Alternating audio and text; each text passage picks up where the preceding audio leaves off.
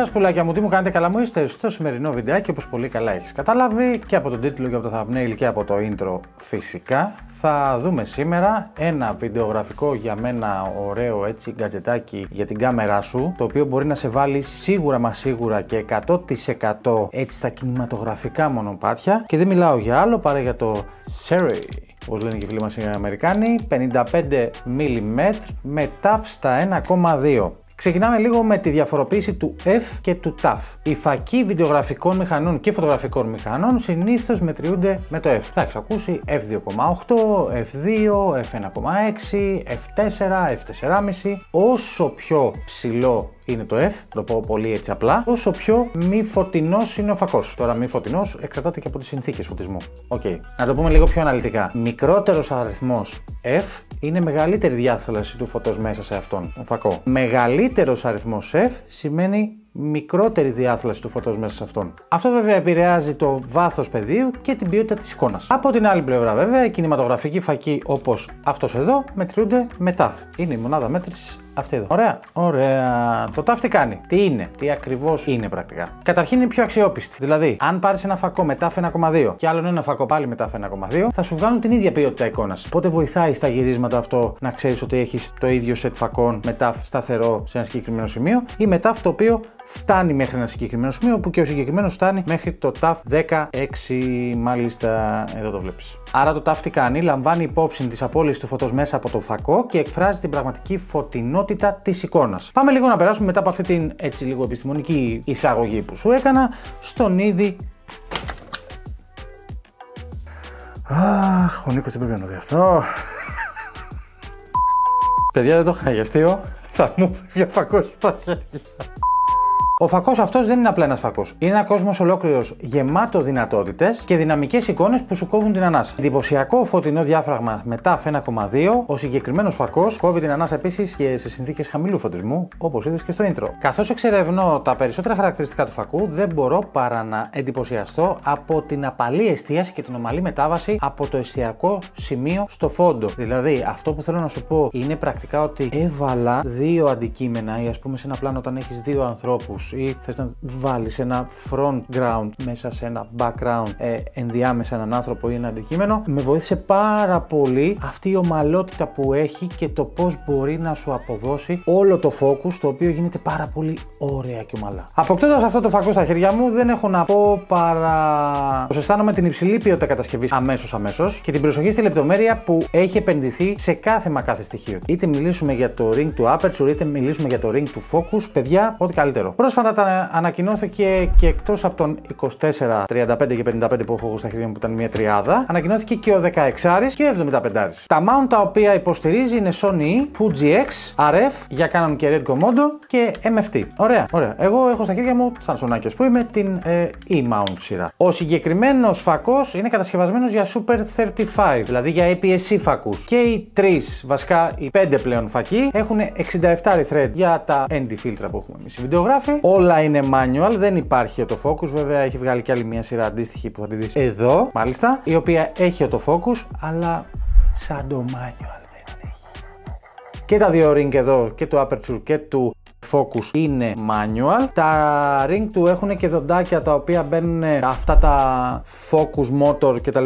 Όπως βγάζει η PD Movie, ας πούμε, για παράδειγμα με το LiDAR. Επίσης το bokeh του είναι, παιδιά, τόσο soft, τόσο κρεμώδες, τόσο ωραίο, ειδικά αν είναι σε τύπου golden hour, σε τύπου ηλιοβασιλέματα, σε τύπου τέτοια και κάνεις κανένα πλάνο έτσι ωραίο. Σου δίνει μια απαλότητα πίσω, μια ομαλότητα μαζί με το κεντρικό σου πρόσωπο ή αντικείμενο που βιντεογραφείς εκείνη τη στιγμή και σου πάει το πλάνο πραγματικά, δηλαδή μπορείς να δημιουργήσεις τρελά κάδρα.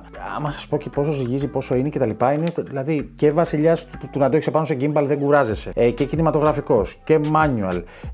Έχω χάσει την μπάλα.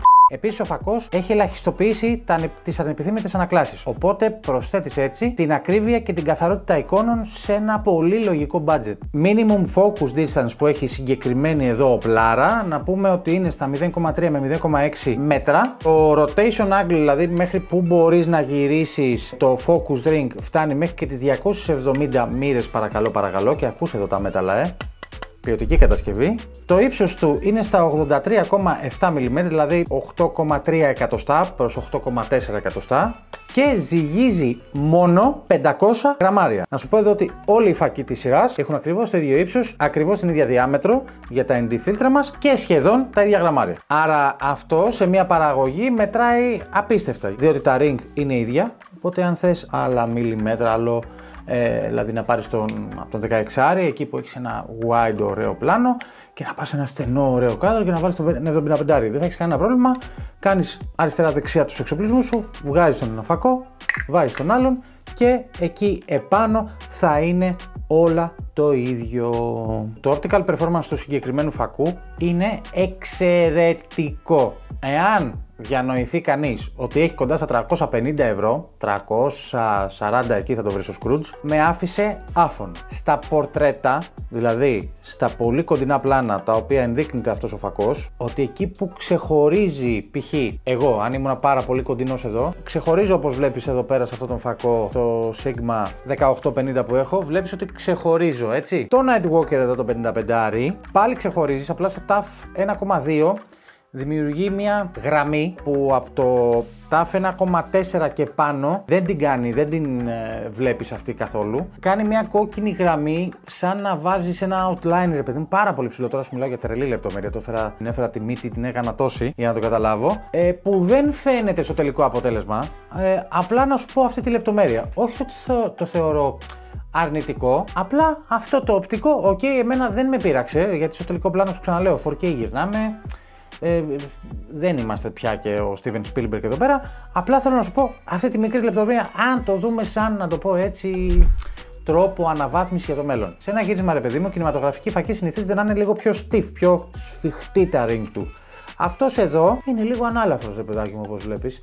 Οπότε εγώ τι είχα βρει, αν το θες να το πάρεις και σαν τυψάκι, ακούμπαγα τον δείκτη μου μπροστά εδώ κάτω από το λόγο και στην ουσία στα χεράτα πλάνα, τα οποία σχεδόν το 95% των πλάνων μου εδώ πέρα είναι χεράτο, έπαιζα ελάχιστα με το μεσαίο δάχτυλο. Γενικά είναι ευαίσθητο πάρα πολύ, αλλά εγώ που γουστάρω πάρα πολύ να αναλάσω το focus γρήγορα, να κάνω.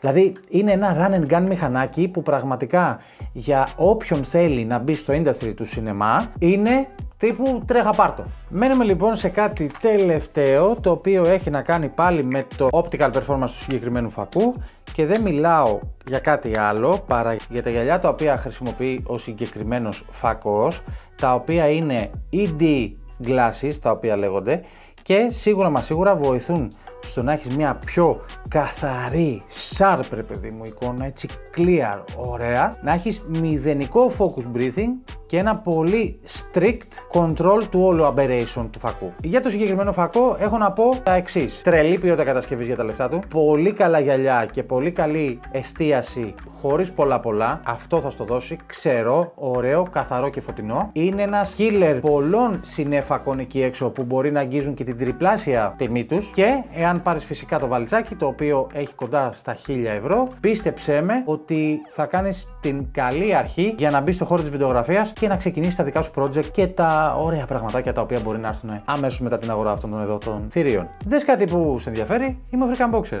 Μέχρι το επόμενο, γεια και χαρά!